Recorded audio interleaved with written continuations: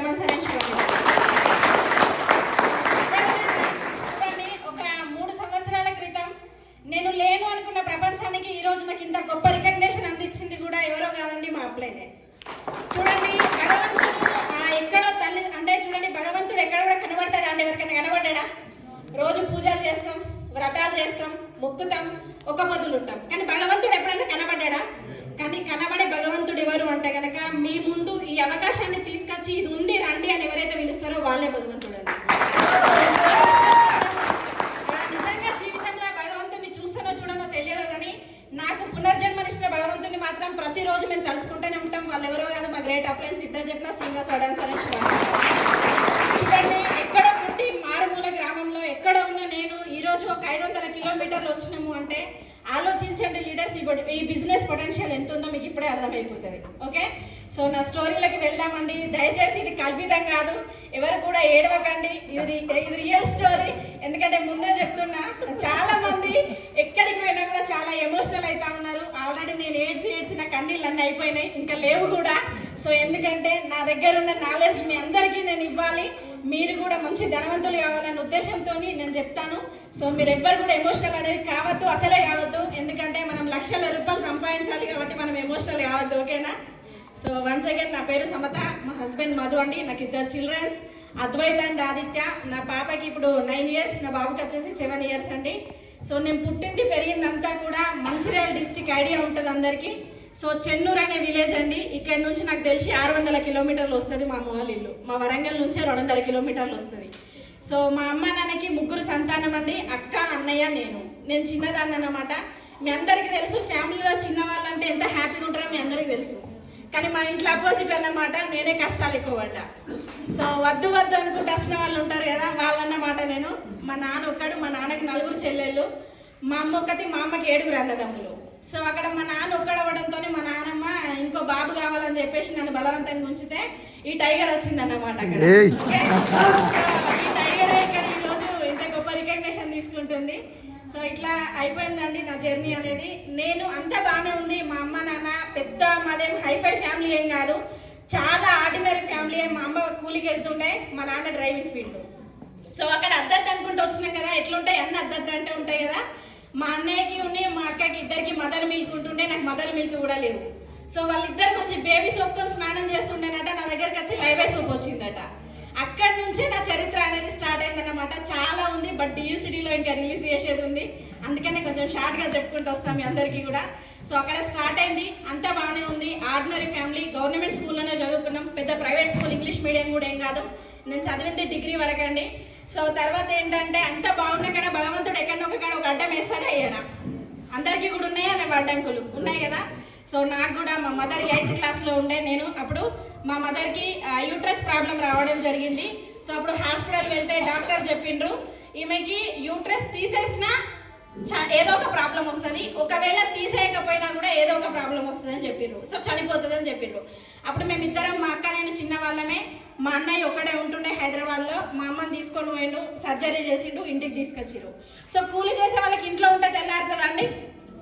ఖచ్చితంగా రేపటికి ఫుడ్కి మళ్ళీ వెళ్ళాల్సిందే కదా. సో నాన్న ఒక్కటి చేస్తే సరిపోతుందా? ఇంట్లో 5గురికి సరిపోదు కదా. సో అప్పుడు ఏమైందంటే అమ్మ మళ్ళీ పనికి వెళ్ళడం స్టార్ట్ చేసింది. సో స్టార్ట్ చేసినాక మీ అందరికీ తెలుసు, పత్తి, వరి, మిర్చికి ఎక్కువ మందులు కొడతారు కదా. సో ఆ కెమికల్ అంతా కూడా అమ్మకి వెళ్ళిపోయింది లోపలికి. సో ఏమైందంటే మేము 9th రావడం జరిగింది, అమ్మకి 2 కిడ్నీస్ కూడా ఖరాబ్ అయిపోయినాయి. సో డాక్టర్ అక్కడ చెప్పిండ్రు, ఈమెకి 2 కిడ్నీస్ ఖరాబ్ అయిపోయినాయి, డయాలసిస్కి వెళ్ళాలి అన్నారు. 8th 9th క్లాస్లో ఏమైనా అవేర్నెస్ ఉంటుందా అండి? ఏముండదు కదా. సో అక్కడ మాకు ఏమీ తెలియదు. హాస్పిటల్కి వెళ్ళినాం, మెడిసిన్ వేసుకుంటుండే ఆమె. సో ఆ మెడిసిన్ మింగుతూ ఏమైందంటే 6 నెలలకి డయాలసిస్ మొదలు పెట్టిండు. డాక్టర్ పని డాక్టర్ చేస్తారా చేయరా? మనం ఎవరిని తప్పు కొట్టద్దు, అవునా కదా. సో డయాలసిస్ అయిపోయింది. ఆ తర్వాత 3 monthsకి డయాలసిస్కి వచ్చింది. ఆ తర్వాత 1.5 monthకి వచ్చింది. ఇదంతా ఎవరో తీసుకుపోయి చేయలేదండి, నేనే తీసుకొని వెళ్ళిన మా మదర్ని. సో 1.5 monthకి వచ్చింది, 1 monthకి వచ్చింది, సో 15 daysకి వచ్చింది, 1 weekకి కూడా వచ్చింది. సో అప్పుడు డాక్టర్ చెప్పిండు, ఇంకా మేము ఏం చేయలేము, ఇక్కడ మిషన్స్ అయిపోయినాయి, చేతులకి మిషన్స్ అయిపోయినాయి, కాలుకు మిషన్స్ అయిపోయినాయి. ఒక 3 yearsలో ఉన్న బంగారం పోయింది. 2-3 ల్యాండ్లు ఉండే, వెనకట ఏమైనా అమ్మమ్మలు నానమ్మలు ల్యాండ్స్ ఇచ్చారు కదా. సో అవి వెళ్ళిపోయినాయి, రెండింటికి వెళ్ళిపోయినాం. సో రేషన్ బియ్యం వస్తూ ఉండే, ఆ రేషన్ బియ్యం వండుకొని తింటూ ఉండే, అక్కడికి వెళ్ళిపోయింది సిచ్యువేషన్.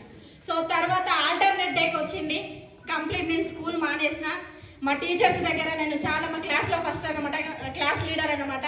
మా టీచర్స్ దగ్గరికి వెళ్ళి నేను కమిట్మెంట్ తీసుకుని ఏంటిదంటే స్కూల్కి అయితే రాను కానీ ఎగ్జామ్స్ అయితే రాస్తా. ఎందుకమ్మా అంటే మా మదర్ చాలా సీరియస్ ఉన్నది. మా అన్న హైదరాబాద్లో జాబ్ చేయాలి, ఆ పైసలు నాకు ఇవ్వాలి, నేను మా అమ్మని హాస్పిటల్ తీసుకొని వెళ్ళాలి. సో ఇంత ప్రాసెస్ ఉంటుండే. రెగ్యులర్గా కరీంనగర్ చెల్మేడ్ ఆనందరావు హాస్పిటల్కి, చెన్నూరుకి మేము అప్ అండ్ డౌన్ చేస్తూ ఉండేది. సో ఇదంతా ఎందుకు చెప్తున్నారు మేడం అంటే అక్కడి నుంచే స్టార్ట్ అయింది చరిత్ర అంతా. సో ఇట్లా అవుతున్న క్రమం లోపల ఆమె వారానికి ఆల్టర్నేట్ డయాలసిస్ అయింది. డాక్టర్ పిలిచిండ్రు, ఇంకా ప్రయోజనం లేదు, ఇంటికి వెళ్ళమని చెప్పారు. అప్పుడు నేను 10th క్లాస్ అండి. సో మా మదర్ లాస్ట్గా November 13th రోజు ఆమె చనిపోవడం జరిగింది. సో ఇంకొక 3-4 days అయితే 10 years కంప్లీట్ అయిపోతుంది. సో చనిపోయిన తర్వాత ఇంకా మీకు తెలుసు, ఒక ఆడపిల్లకి తల్లి అవసరం ఎంత ఉంటుందో మీకు అందరికీ కూడా తెలుసు. Yes are no? సో అక్కడ ఒక తల్లి అవసరం అనేది ఖచ్చితంగా ఉంటుండే. అక్క, నేను, అన్నయ్య, నాన్న మిగిలిపోయినాం. సో మేమే 4 ఉన్నాం. మా డాడీ వాళ్ళ చెల్లెళ్ళండి, నిజంగా వాళ్ళకి మేము జీవితకాలం రుణపడి ఉండొచ్చు.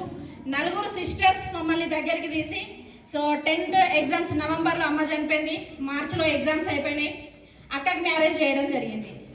సో ఇంకా అక్కడ మిగిలేదు ఎవరండి? అన్నయ్య, నేను, డాడీ, 3 మాత్రమే ఉన్నాం. సో నేను అంటే స్కూల్కి వెళ్ళకుండా కూడా నేను చాలా చదువుతూ ఉండేది. మా టీచర్స్ అందరూ మా ఇంటికి వచ్చిర్రు. మా ఇంటికి వచ్చేసి మేము చదువుతున్నది కదా, ఆమెను చదువు డిస్టర్బ్ చేయకండి, సో మేమందరం కొన్ని డబ్బులు పోగు చేసుకొని ఆమెను కాలేజీలో వేస్తామని చెప్పేసి నన్ను తీసుకుపోయి వరంగల్ హాస్టల్లో వేసారు. సో వెళ్ళిన ఒక పక్కకు అమ్మ లేదన్న బాధ ఉంది, డాడీ అన్నయ్య ఇద్దరున్నారన్న టెన్షన్ ఉంది, కానీ చదువుకోవాలన్న తపన ఉంది. ఎందుకంటే దానికి ఒక డ్రీమ్ ఉంటుండే, నెక్స్ట్ ముందు చెప్తాను. సో అట్లా కంటిన్యూ అవుతుంది. నవంబర్లో అమ్మ చనిపోయింది, మార్చ్ ఎగ్జామ్స్ అయిపోయినాయి, జూన్లో కాలేజ్కి వెళ్ళిన, ఆగస్టు నుంచి డిసెంబర్ వరకు కాలేజీలో బాగానే ఉన్నా. సో అంతా బాగానే ఉంది. మళ్ళీ ఇంటి దగ్గర నుంచి కాల్ వచ్చింది. మా డాడీ ఫోన్ చేసి, చిన్నోడా అమ్మ పోయింది, నువ్వు వెళ్ళిపోయినావా?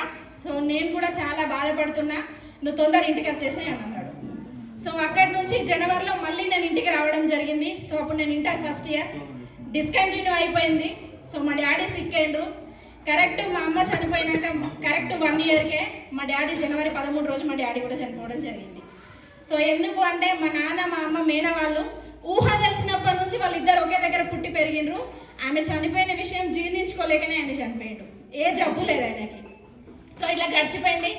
మళ్ళీ నా ఇంటర్ డిస్కంటిన్యూ అయిపోయింది. ఇద్దరు వెళ్ళిపోయిండ్రు. ఆలోచించండి, అన్నయ్య హైదరాబాద్లో చేసిన అప్పులు కట్టడానికి వెళ్ళిపోయిండు, అక్కే మా అత్తగారి ఇంటికాడ ఉన్నది, నేను ఒక్కదాన్నే మిగిలిపోయినా. ఎక్కడ ఉండాలనో అర్థం కాదు, ఏం చేయాలనో అర్థం కాదు, ఏం తినాలనో అర్థం కాదు, ఎవరిని ఏం అడగాలనో కూడా అర్థం కాదు. ఎస్ఆర్నో? మీ అందరికీ తెలుసు కదా పరిస్థితి ఎట్లా ఉంటుందో. సో పండగలు వస్తుండే, పబ్బాలు వస్తుండే, బట్ నోరిచ్చి ఏం అడిగేదాన్ని కాదు, అత్తమ్మ వాళ్ళు అన్నీ తెలుసుకొని ఇచ్చేవాళ్ళు. సో ఇట్లా గడుస్తూ ఉండే. మళ్ళీ ఇంటర్లో జాయిన్ అయినా, ఇంటర్ 2 years కంప్లీట్ అయిపోయింది. సో డిగ్రీలో ఎట్లా అంటే మా 4 అత్తమ్మలు దగ్గరే ఉంటుండే. నేను గవర్నమెంట్లోనే నా స్టడీ అంతా డిగ్రీ వరకు కంప్లీట్ అయిపోయింది. సో ఒకరింట్లో 2 months, ఇంకొకరింట్లో 2 నెలలు, ఇంకొకరింట్లో 2 నెలలు, ఇంకొకరింట్లో 2 నెలలు, ఇట్లా ఆల్టర్నేట్ చేసుకుంటూ నేను degree first year, second year complete అవ్వడం జరిగింది. So degree second year complete అయిపోయింది. మా అక్క వాళ్ళ ఇంటి దగ్గర ఉన్న నా లైఫ్లోకి ఇంకొక దేవుడు రావడం జరిగింది. ఆ దేవుడు ఎవరో కాదు, నా husband Madhu sir. So marriage కోసం సార్ వాళ్ళు సర్చ్ చేస్తూ ఉన్నప్పుడు ఎవరో చెప్పిండ్రట, ఒక అమ్మాయి ఉంది, ఆమె షూ పాలిష్ చేయడానికైనా రెడీ ఉంటుంది, మీరు అమ్మాయిని ఏం చేయకుండా ఎత్తుకొని వెళ్ళిపోండి అని చెప్పిండ్రట. సో ఒక 1 రూపీ కట్నం లేకుండా నా జీవితాన్ని మొత్తం చదివి నా వెనుక ఉన్న బ్యాక్గ్రౌండ్ చూసి ఇంత మంచి రికగ్నిషన్ ఇచ్చి నన్ను ఇంత మోటివేటర్గా తయారు చేసిన నా హస్బెండ్ అండ్ నా ఫాదర్ అని కూడా చెప్పొచ్చండి. నన్ను ఇంత పెద్ద గొప్ప రికగ్నిషన్లో ఉంచి నాకు ఇంత మంచి లైఫ్ ఇచ్చిన నా హస్బెండ్కి థ్యాంక్ యూ సో మచ్. నార్మల్గా ఏం ఆలోచిస్తామండి, ఒక ఆర్డినరీ ఫ్యామిలీ నుంచి ఒక గవర్నమెంట్ టీచర్ ఫ్యామిలీ అంటే ఎంత ఆలోచిస్తాం మనం. ఆశలు ఎక్కడికో ఉంటాయి కదా. సో అమ్మ నాన్న కూలికి పోతూ ఉండే, అక్కడ అమ్మ లేదు, నాన్న లేడు, ఇంట్లో ఒక ఆడపిల్లని ఉంచలేరు, అదేవిధంగా అక్కోళ్ళ అత్తగారింటికాడ ఉండలేను, అన్నయ్యతో వచ్చి సింగిల్గా ఉండలేను. సో ఇవన్నీ జరుగుతూ ఉన్నప్పుడు నాకు అందరు కూర్చోబెట్టి ఒకటే మాట చెప్పిండ్రు, చూడు బిడ్డ, గవర్నమెంట్ టీచర్, మీ అమ్మ పరిస్థితి తెలుసు, మీ నాన్న పరిస్థితి తెలుసు, నువ్వు ఎక్కడుంటావో అర్థం కాదు, నువ్వు ఇమీడియట్గా మ్యారేజ్ చేసుకోవాలన్నారు. 19 yearsకి ఏమైనా తెలుస్తుందా అండి? సో ఏం ఆలోచించాలని నేను కూడా ఒకటే ఆలోచించిన, జీవితం బాగుంటే చాలు భగవంతుడా, 3 పూటలు అన్నం దొరకాలి. సో ఎట్లాగూ ఏడిస్తే కష్ట సుఖాన్ని చూసుకోవడానికి అమ్మ నాన్న ఎవ్వరు లేరు, అన్నీ అక్కడనే పడి ఉండాలి, ఇంటికి వచ్చి మళ్ళీ ఏడ్చే సిచ్యువేషన్ ఉండద్దు. సో చేసుకుందామని ఫిక్స్ అయిపోయినా 1.5 monthలోనే నా మ్యారేజ్ అనేది అయిపోయింది. సో హ్యాపీగా ఉంది. ఒక కారు ఉంది, గవర్నమెంట్ టీచర్ ఉన్నాడు, మంచి ఇల్లు ఉంది. ఇంకేమన్నా ఆలోచిస్తామా అండి ఆ వయసులో? మనం ఏం ఆలోచిస్తాం? 3 పూటలు తిండి వస్తుంది, ఎక్కితే కారు దిగితే కారు. సో మంచి హస్బెండ్, గవర్నమెంట్ సెక్యూరిటీ ఇన్కమ్ ఉన్నదని ఆలోచిస్తాం. SR no? సో ఇట్లానే ఒక 5 years అనేది గడిచిపోయింది. సో నిజంగా లైఫ్ చాలా బాగుండే. పొద్దున టిఫిన్ తింటుండే, మధ్యాహ్నం లంచ్ తింటుండే, నైట్ డిన్నర్ తింటుండే, సార్ స్కూల్కి పోయి వస్తుండే, ఎక్కుతేటన్న మంచిగా కారు, హనంకొండ సిటీలో ఆ మెయిన్ సెంటర్లో ఇల్లు ఉండే, చాలా బాగుండే. సో ఇట్లా గడుస్తున్న క్రమం లోపల పాప వచ్చింది, తర్వాత బాబు వచ్చిండు. మంచి లైఫ్ ఉండే 6-7 సంవత్సరాలు చాలా హ్యాపీగా ఉన్నాం. సో ఎందుకంటే కష్టాలతో పుట్టిన సమతను దేవుడు హ్యాపీగా ఉంచుతాడా అండి? ఉంచాడు కదా. సో అక్కడ ఏం జరిగిందంటే కనుక ఆ 7 years బాగానే ఉన్నాం. 7 years తర్వాత సేమ్ అది కూడా నవంబర్లోనే అండి. అన్నీ మేడం నిజంగా మీరు వచ్చింది కూడా నవంబరే, అంతా కలుపుతాం అనుకోకండి, ఇదంతా నిజమే. ఈ 23rd వస్తే నేను చెప్పే నా సినరీ గడిచి 4 years కంప్లీట్ అవుతుందండి. సో అది కూడా జరిగింది నవంబర్లోనే. 2022 నవంబర్ 27వ తారీఖు రోజు అండి. సో సార్ స్కూల్కి వెళ్ళిపోయారు, పిల్లలు స్కూల్కి వెళ్ళిపోయినారు. మనం ఖాళీగా ఉంటప్పుడు ఏం చేస్తామండి? ఈ అక్కతో ముచ్చట, ఆ చెల్లెతో ముచ్చట, ఈ ఫ్రెండ్తో ముచ్చట చేస్తామా చేయమా? నేను కూడా ఒక ఫ్రెండ్ దగ్గరికి వెళ్ళిన. సో ఆ రోజు మండే. సో వెళ్ళిన తర్వాత క్యాజువల్గా మాట్లాడుతూ ఉన్నాం. ఆల్ ఆఫ్ సడన్గా ఏం జరిగిందంటే ఒక చెయ్యి లెఫ్ట్ కాలు గుంజడం స్టార్ట్ అయింది. సో దానికంటే 4 days బిఫోర్ నేను ఏం చేసిన అంటే బెడ్షీట్లు పిండినాం. మనం లేడీస్ చేసే పనే కదా. సో బెడ్షీట్లు పిండుతూ ఉండే నేను. సో పిండినప్పుడు ఈ చెయ్యి గుంజుతాందేమో అని చెప్పేసి అనుకున్నా. ఆ రోజు మండే ఫాస్టింగ్, నేను శివయ్య భక్తురాల్ని. సో సాయంత్రం వరకు కూడా నేనేం తీసుకోకపోతుండే అప్పుడు. అట్లనే ఉన్నా. ఆమె కొన్ని వాటర్ తీసుకొచ్చి ఇచ్చింది, తాగిన. చాలా గిడినెస్ వస్తుంది, ఏం అర్థం కావట్లేదు.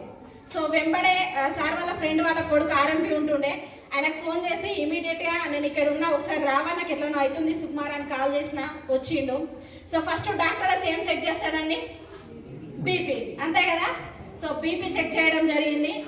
మీరు నమ్మరు లీడర్స్, నా బీపీ చూసుకుంటే 190/170. సో 130 ఉండే. సో 170/130 ఉంటే నేను అక్కడ కూడా ఒప్పుకోలేదు. నీ మిషనే తప్పుగా వచ్చి ఇంకొక 2-3 చెక్ చేయమని చెప్పిన. సో అక్కడ ఉన్న మా ఫ్రెండ్స్ 2-3 చెక్ చేయడం జరిగింది. చెక్ చేసిన తర్వాత వాళ్ళకేమో 100, 110, 80 అంతనే వస్తుంది. మళ్ళీ నాకు చెక్ చేస్తే 200/140, 130 వస్తుంది. ఏం సిమ్టమ్స్ అవ్వట్లేదు, ఇది ఒకటే గుంజుతాంది, మంచిగా ఉన్న మాట్లాడుతూనే ఉన్నా ఇట్లనే. సో వెంబడే సార్కి కాల్ చేసిన. చూడండి, చాలా మంది గవర్నమెంట్ జాబు, సెక్యూరిటీ ఇన్కమ్, లక్షలు వస్తాయి, మస్తు ఉండొచ్చు, సచ్చినా గవర్నమెంట్ చేస్తుంది, బతికినా గవర్నమెంట్ చేస్తుంది అంటారు. మనిషి చావుకు ఏ గవర్నమెంట్ కూడా పనికిరాదండి, నేను ఈరోజు చెప్తున్నా. సో నాకు ప్రాబ్లం వచ్చినప్పుడు సార్ 100 kilometerల డిస్టెన్స్లో ఉన్నారు. ఆల్ ఆఫ్ సడన్ అక్కడ నుంచి రానికి మనకి పంపిస్తారా అండి? అదే కార్లను బస్సుల్లో రావాల్సిందే కదా. సో సార్కి కాల్ చేస్తే నేను వస్తున్నాను, ఇంటికి బయలుదేరన్నారు.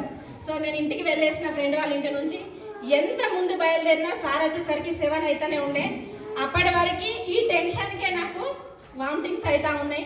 సో ఇంటికైతే వెళ్ళిన జాగ్రత్తగా. ఒకటే కోరుకున్న భగవంతుడిని, దేవుడా నా హస్బెండ్ వచ్చే వరకు నేను బ్రతికి ఉండాలి, తరువాత నన్ను ఎట్లనన్నా కాపాడతాడు అని చెప్పేసి నేను డిసైడ్ అయిపోయినా. 7:30 అయింది, సార్ వచ్చారు. సో వచ్చిన తర్వాత మేము హాస్పిటల్కి వెళ్ళడం జరిగింది. సార్ వాళ్ళ ఫ్రెండ్ ఉంటారు. సో అక్కడ దగ్గరికి వెళ్ళిన తర్వాత అక్కడ బీపీ చెక్ చేస్తే సేమ్ అది ఎందుకు తగ్గుతుందండి? ఒంట్లో ఉన్న జబ్బు తగ్గిద్దా? 190/130, 140 చూపిస్తుంది. సార్ ఒకటే మాట అన్నారు, అమ్మాయి వయసు చాలా చిన్నది ఉన్నది, ట్యాబ్లెట్ అయితే నేను ఇవ్వ, పొజిషన్ క్రిటికల్గా ఉంది, మీరు ఇమీడియట్గా జనరల్ ఫిజిషియన్ ఉన్నాడు మన హనంకొండలో, ఆయన దగ్గరికి వెళ్ళండి అని అన్నారు. మేము అటు ఇటు అనేసరికి టైం ఆగుతుందా? 9:30 అవుతుంది. సో అక్కడి నుంచి సార్ నేను ఇద్దరమే ఉన్నాం, మాతో ఎవరు లేరు. ఇద్దరం వెళ్ళినాం జనరల్ ఫిజిషియన్ దగ్గరికి. ఓపీలు అయిపోయినాయి అక్కడ. ఇది నిజం లీడర్స్, జోక్ కాదు. ఓపీ అయిపోయింది. సార్ ఒకటే బ్రతిమలాడినో బయట ఉండే పియ్యని ఎట్లా చేసానా మీరు ఇవ్వండి అంటే ఇవ్వలే. సార్కి తెలిసిన ఒక ఐఎంఏ ప్రెసిడెంట్ ఉండే, ఆయన త్రూ మళ్ళీ మేము వెళ్ళేసరికి సార్ చూసిండ్రు. అక్కడ కూడా సేమ్ బీపీనే చూపిస్తుంది, 190/130, 140 చూపిస్తుంది. వయసు ఎంత అమ్మా అని అడిగిండు. నాకు ప్రాబ్లం వచ్చినప్పుడు 24 years అండి. సో ఇంత చిన్న వయసులో నీకు ఇంత బీపీ వచ్చింది కదా, నేను ఏం చేయాలమ్మా, నాకు ఏం అర్థమైతే లేదు అని అన్నాడు. ఒక 4 కింద ట్యాబ్లెట్ పెట్టుకోమని ఇచ్చిండు. పెట్టుకున్నా. నా మైండ్లో బట్టి బీపీ కదా చచ్చిపోయిందని చెప్పేసి అనుకుని అట్లనే ఫిక్స్ అయినా నేను. సో ఆల్రెడీ ఆ బీపీ ట్యాబ్లెట్ వేసుకున్న అప్పటికే 10:30 అయిపోయింది. ఇంకా డాక్టర్ దగ్గరికి పోతే ఏం చేస్తాడండి, ఒక టెస్టులు రాస్తారా రాయరా. సో లిపిడ్ ప్రొఫైల్ రాసిండు, బ్లడ్ టెస్ట్ రాసిండు, అబ్డమినల్ స్కాన్ రాసిండు, కొలెస్ట్రాల్ ఇవన్నీ కూడా రాసిండు. రేపు పొద్దున టెస్టులు చేయించుకోమన్నాడు. సో వెళ్తామండి టెస్టులకి, ఇక బీపీ తగ్గినాక వెళ్ళాం కదా. కానీ సార్ బలవంతం మీద మార్నింగ్ టెస్టులకి అయితే వెళ్ళిన అన్ని టెస్టులనే ఒక స్కాన్ మాత్రం ఆగిపోయింది. సో ఆ స్కాన్కి వెళ్ళాలి అంటే నాకేమో చాలా భయం అవుతుంది. ఎందుకంటే మనం ఇప్పటివరకు ఒక హాస్పిటల్లో ట్యాబ్లెట్ మింగిన రోజే లేదు. సో అన్ని నార్మల్గా వచ్చినాయి. కొలెస్ట్రాల్ అయితే చాలా మంది అంటారు బక్కగుండలో కొలెస్ట్రాల్ రాదని అంటారు. నేను ఇంతకంటే సన్నంగా ఉండే అప్పుడు సో బార్డర్ లైన్ దాటి ఎక్కడికో పోయినాయి అవి. సో దాటిపోయిన తర్వాత కూడా నేను అప్పటికి అనుకుంటున్నా కొలెస్ట్రాల్ ఉండడంతో బీపీ వస్తుందేమో అనుకున్నా. సార్ అప్పుడప్పుడు చెప్తా ఉండే. సో అట్లా స్కాన్కి వెళ్తుంటే అక్కడ ఒక మేడం భయపెట్టించింది, ఈ స్కాన్కి బ్రీతింగ్ ఆపుకోవాలి, వదిలిపెట్టాలి మేడం, మీతో అవుతుందా, 20 మినిట్స్ వరకు ఉండాలి అని అన్నది. బ్యాక్ వచ్చేసిన తర్వాత మళ్ళీ మా అత్తమ్మ సిస్టర్ అండి, మా నాన్న వాళ్ళ చెల్లె, ఆమె చెప్పింది అదంతా ఏముండదు బిడ్డ, నేను వస్తానప్ప అన్నది. తను వచ్చింది. మీరు నమ్మరు లీడర్స్, నేను అక్కడ ఎక్స్పెక్ట్ చేసుకున్న ఒకటే, దేవుడా ఏ ప్రాబ్లం అన్నా రాని ప్రపంచంలో నాకు నేను తట్టుకుంటా, కానీ కిడ్నీ ప్రాబ్లం వరకు నా దరిదాపులో కూడా నాకు కిడ్నీ ప్రాబ్లం రావద్దు, 2 కిడ్నీస్ కూడా మంచిగా ఉన్నాయని రావాలని చెప్పేసి మొక్కుకొని బెడ్ మీద పడుకున్నా. కానీ నేను ఏదైతే అనుకొని పడుకున్నానో భగవంతుడు నా కళ్ళ ముందు తీసుకొచ్చి అదే పెట్టిండండి. సో అక్కడ స్కాన్ అయిన తర్వాత 2nd స్టేజ్లో ఉంది, 2 కిడ్నీస్ కూడా ఫంక్షనింగ్ స్లో అయిపోయింది. సో మీరు ఇమీడియట్గా హైదరాబాద్ వెళ్తారా, మీరు ఇంకెక్కడికైనా వెళ్తారా, నాకు సంబంధం లేదని వాళ్ళు చెప్పేసిండ్రు. ఆ రిపోర్ట్స్ తీసుకొని మళ్ళీ నేను సార్ హాస్పిటల్కి వెళ్ళినాం.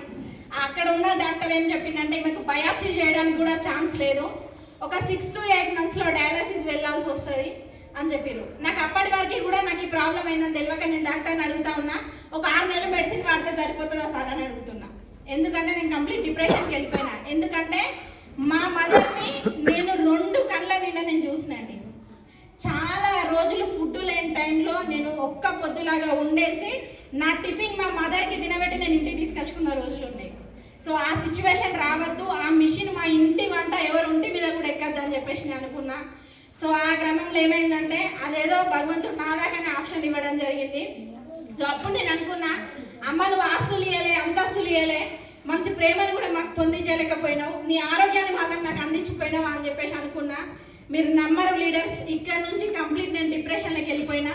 సో హాస్పిటల్ సార్ తిప్పుతూనే ఉన్నాడు, పోతూనే ఉన్నా, బ్లడ్ టెస్ట్ చేస్తూనే ఉన్నారు. ఒక 1 month లోపు నా ఆరోగ్యాన్ని మొత్తం ఇంజక్షన్లతోనే ఇచ్చేసారు. సో అప్పుడు సీరం క్రియాటిన్ లెవెల్స్ వచ్చేసి నాకు 2.7 ఉంటుండే. ఆ డిప్రెషన్కే నాకు బీపీ ఎక్కువైతుండే. కంప్లీట్ ఫుడ్ అవాయిడ్ చేసిన.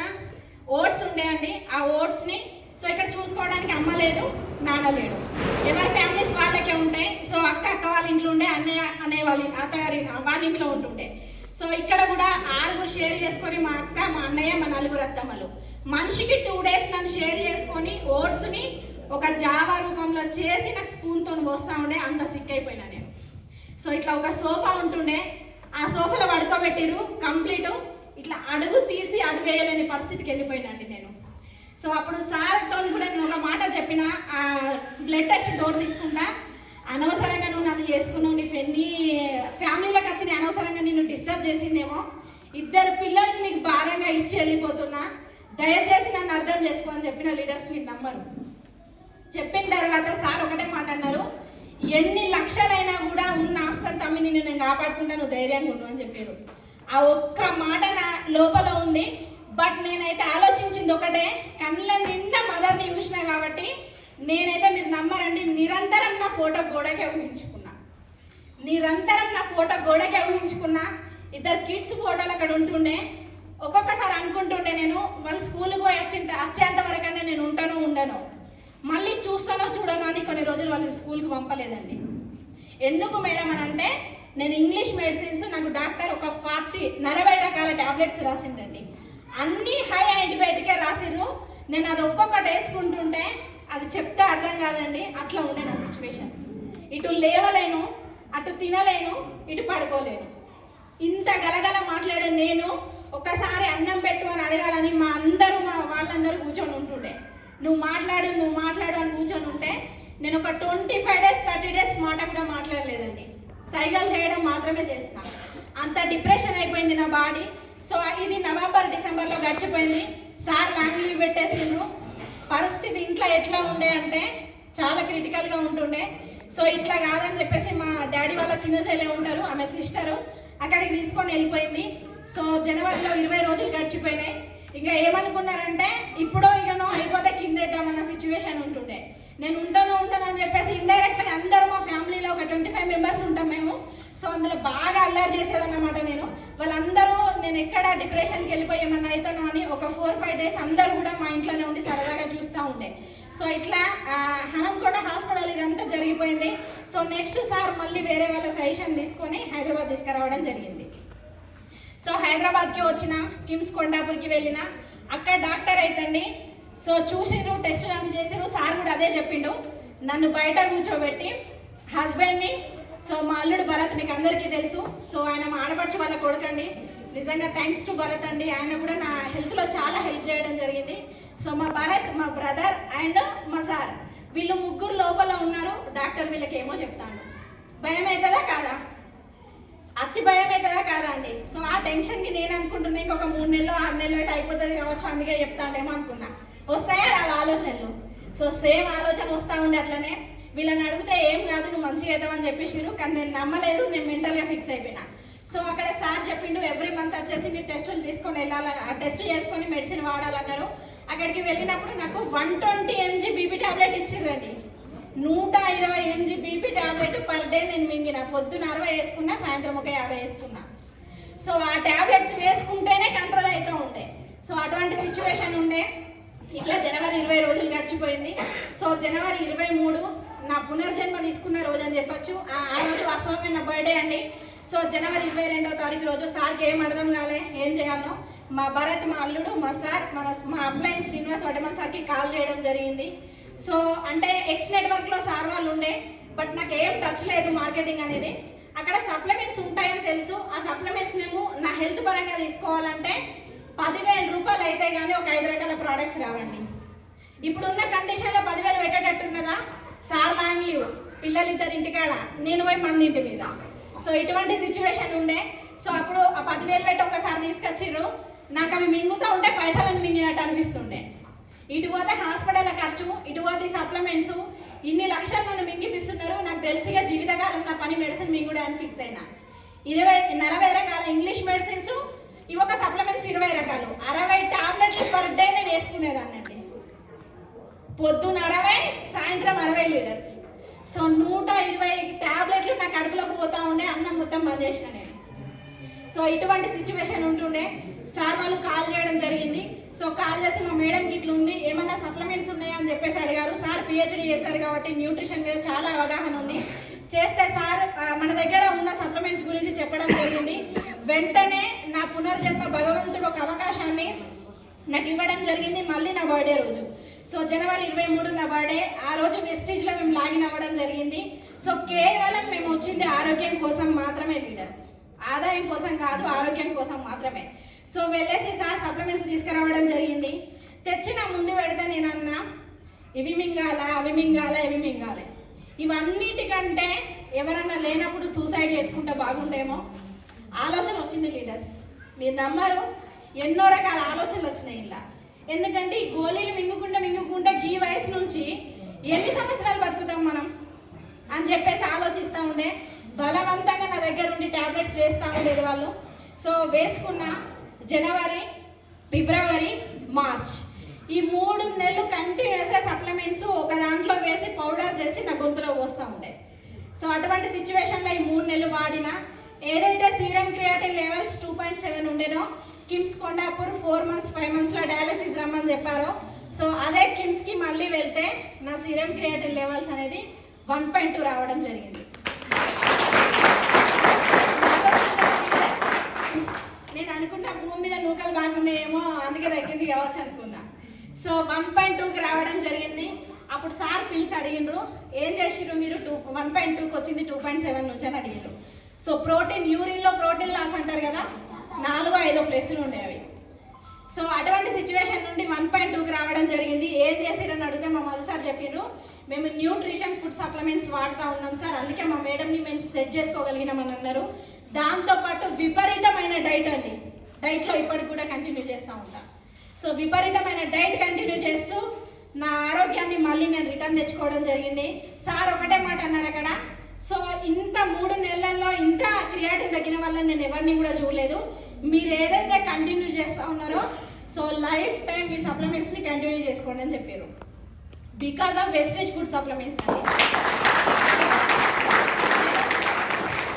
120 బీపీ ట్యాబ్లెట్ ఎంజీ వేసుకునే బీపీ ట్యాబ్లెట్ నేను కేవలం మన ప్రోకార్డ్ ద్వారా నేను ఒక 3 నెలలు వాడడం ద్వారా 80 ఎంజీకి రావడం జరిగింది, 80 ఎంజీకి రావడం జరిగిందండి. సో అప్పుడు నాకు అనిపించింది కొద్దో గొప్ప బ్రతుకుతా అన్న ఆశ మాత్రం ఉంది. సో ఆ బ్రతకడంలో ఎట్లా నోతిరి బతకచ్చు అని చెప్పేసి నేను డిసైడ్ అయినా.